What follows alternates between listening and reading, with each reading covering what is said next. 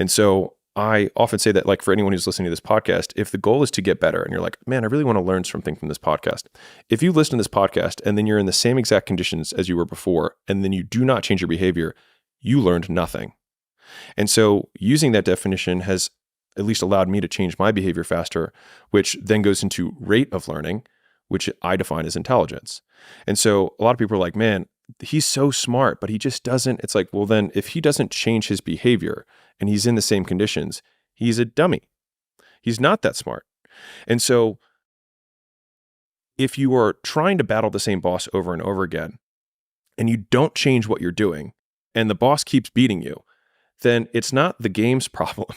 It's your problem. You are the problem.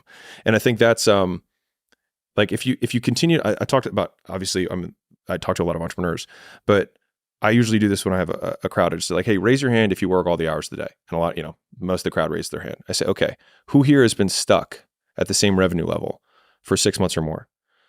And then I say, keep the hands up. And like, honestly, most of the time the same hands are raised. I say, you're doing the wrong shit. Like if you put all your inputs and the outputs haven't changed, then you have the same condition and the same behavior